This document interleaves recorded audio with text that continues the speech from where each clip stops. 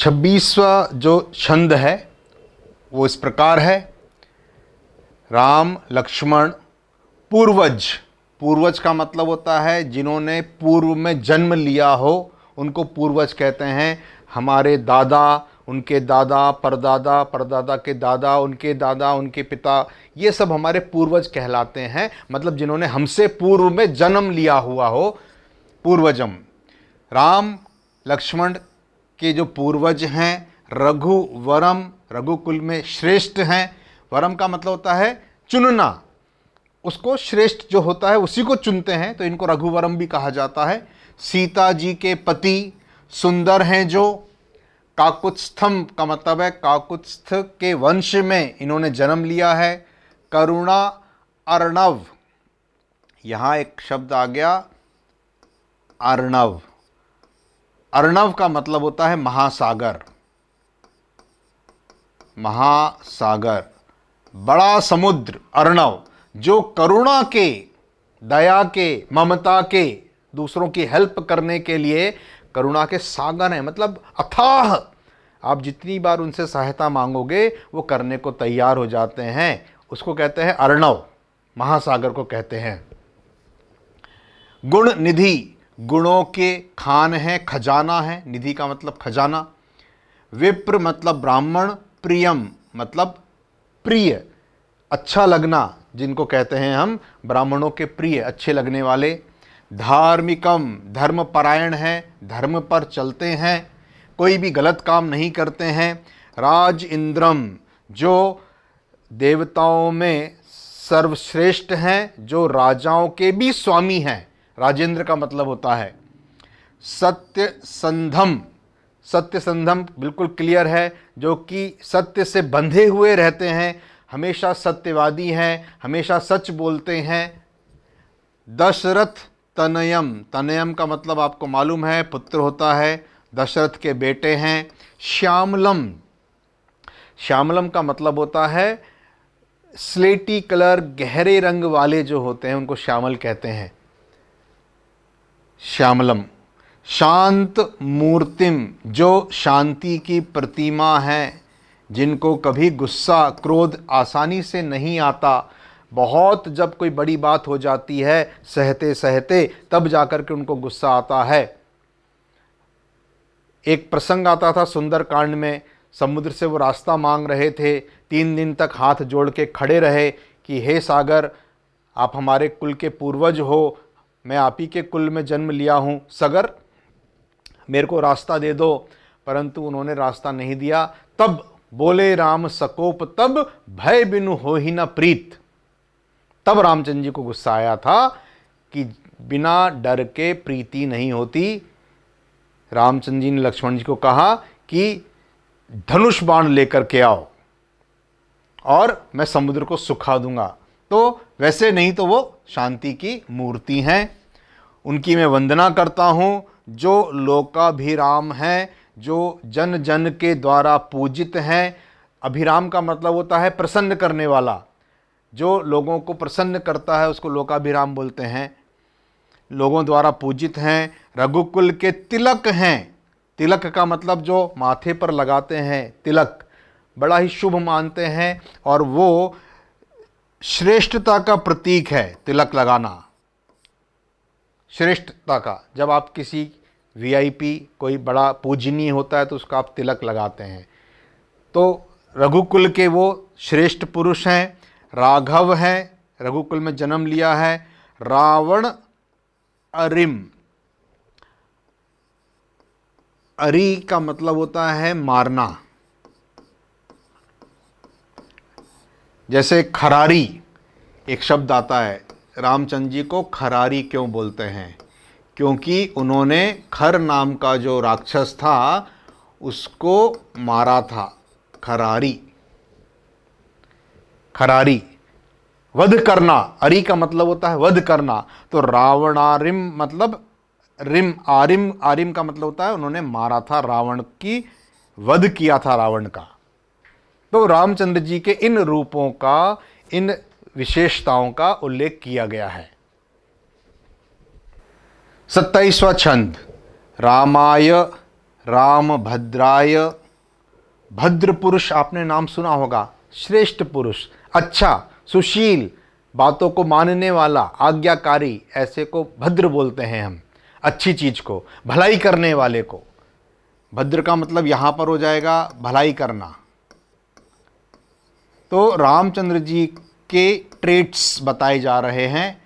चंद्रमा के समान, ये पहले भी आया था, चंद्रमा के जैसे, जिस प्रकार चंद्रमा रोशनी देता है, शीतल होता है, तो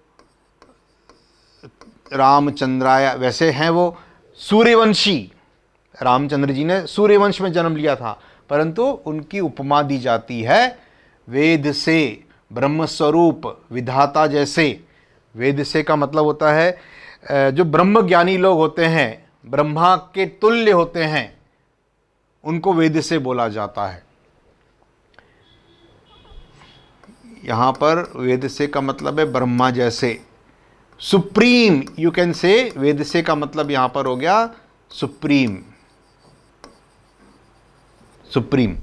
रघुनाथाय, नाथाय, नाथ का मतलब होता है स्वामी, स्वामी। सीतायाः पतये, पतये मतलब यहाँ पर पति है।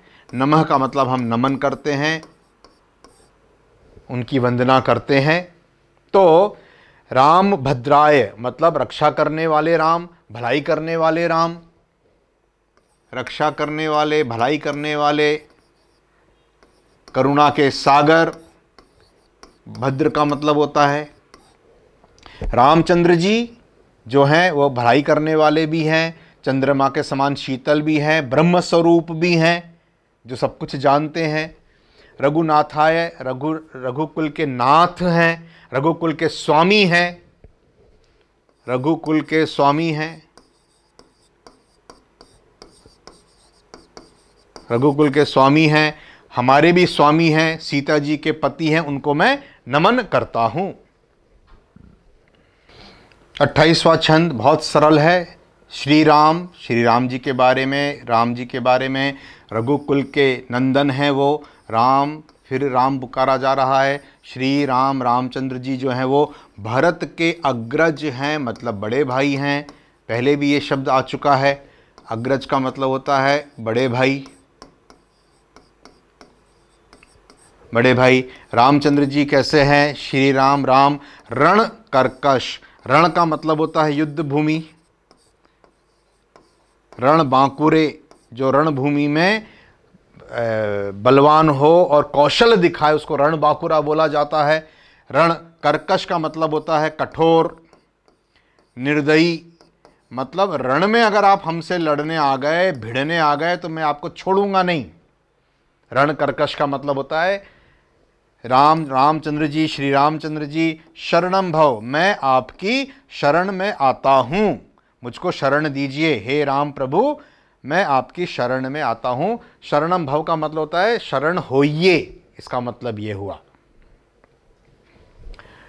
29वां छंद श्री रामचंद्र चरणों, श्री रामचंद्र जी के चरणों का मतलब होता है दोनों पैर, चरणों, दोनों पैर,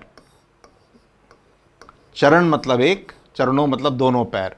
मनसा स्मरामी, मन से, मनसा का मतलब होता है मन ही मन, मैं स्मरण करता हूँ। स्मरामी का मतलब है याद करता हूँ, स्मरण करता हूँ, स्मरामी का मतलब है मैं प्रभु श्री राम के चरणों का मन से स्मरण करता हूँ। मैं श्री रामचंद्र जी के चरणों की वचसा गृणामी, वचसा का मतलब होता है वचनों से, शब्दों से। वचन होते हैं ना, मतलब आप कोई स्तोत्र पढ़ते हैं, जब आप उनकी वंदना करते हैं तो उसको हम बोलते हैं कि हम उनके चरणों की मन से, कर्मों से, वचनों से गृणामी करता हूँ, वंदना करता हूँ। इसका करेक्ट मीनिंग होगा वंदना, मैं शब्दों से उनकी वंदना करता हूँ। श्री रामचंद्र चरणों की मैं शिरसा नमामि, सिर झुका करके, सिरसा का मतलब होता है यहाँ पर सिर झुकाकर, नमामि नमन करता हूँ। आप ऐसे करके हाथ जोड़ के नमन करना और सिर झुका के नमन। नमन का मतलब ही होता है झुकाना। श्री रामचंद्र जी के चरणों की मैं शरणम प्रपद्ये, शरण लेता हूं। शरणम प्रपद्ये का मतलब होता है शरण लेना। ये एक शब्द है जो हर भगवान के लिए उपयोग होता है। शरणम प्रपद्ये का मतलब होता है शरण लेता हूं। प्रपद्ये का मतलब, हर वर्ड के वैसे बहुत सारे मीनिंग निकलते हैं, परंतु इस छंद में इसका मतलब ये निकलेगा कि मैं प्रभु श्री राम के चरणों की शरण लेता हूं। तीसवा छंद, मेरी जो माता है वो राम है, मेरे जो पिता हैं, मत मतलब मेरे, मत का मतलब यहां पर होता है मेरे, मेरे जो पिता हैं वो भी श्री राम हैं, चंद्रमा के समान राम हैं। मेरे जो स्वामी हैं वो भी राम हैं। मेरे मत सखा मतलब मित्र, दोस्त, फ्रेंड, वो भी कौन है? वो भी राम है। सर्वस्वम सब कुछ मेरे रामचंद्र हैं जो कि बड़े ही दयालु हैं। सर्वस्वम सब कुछ मेरे रामचंद्र ही हैं जो कि बड़े दयालु हैं। नान्यम जाने नैव जाने न जाने, मैं उनके अलावा, श्री रामचंद्र जी के अलावा, नान्यम का मतलब होता है ना अन्य और कोई,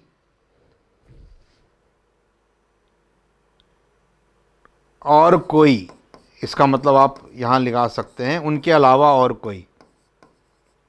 ना अन्यम इसका मतलब अगर आप संधि विच्छेद करेंगे, कोई और नहीं। जाने, जाने का मतलब मैं जानता हूं, जाने का मतलब मालूम है, जानता हूं। ना एव ना ही, ना एव ना ही, जानता हूं ना जाने, मैं और आपके अलावा, आप ही मेरे माता हो, आप ही मेरे पिता हो, मेरे दोस्त हो, मेरे भाई हो, मेरे सब कुछ आप ही हो, मैं आपके अलावा किसी और को नहीं जानता। ये भाव है इसका। 31वां छंद, ये जो विग्रह है रामचंद्र जी का, ये बड़ा ही फेमस विग्रह है। रामचंद्र जी, उनकी दाईं ओर लक्ष्मण है, वाम भागम बाईं ओर सीता जी हैं, और हनुमान जी सेवक के रूप में इनके पास में विराजते हैं, सामने बैठे हुए हैं हनुमान जी। ये मंदिरों में, फोटो में ये रामचंद्र जी का बड़ा ही फेमस विग्रह है। इसके बारे में क्या बोला गया है? दक्षिणे, दक्षिणे का मतलब होता है दाईं ओर, दाईं ओर किनके? रामचंद्र जी के। लक्ष्मण जी विराजते हैं, लक्ष्मणों मतलब लक्ष्मण जी विराजते हैं। रामचंद्र जी के दाईं ओर लक्ष्मण जी विराजते हैं। यस्य जिनके, जिनके। वामे मतलब बाईं ओर, बाएं भाग में, बाईं ओर, दाएं भाग में लक्ष्मण जी हैं, बाईं ओर जिनके, दूसरी ओर, जिसको आप कह सकते हैं बाईं ओर दूसरी तरफ, जनक आत्मजा, जनक की पुत्री, जनक की पुत्री सीता जी, जनक आत्मजा मतलब जनक जी की पुत्री विराजती हैं। सीता जी के बारे में कहा गया है। पुरतो का मतलब होता है सामने, in front of, in front of. Maruti, Maruti का मतलब हो गया पवन सुत। पवन सुत कौन? हनुमान, हनुमान जी विराजते हैं। यस्य मतलब जिसके, जिसके सामने हनुमान जी विराजते हैं।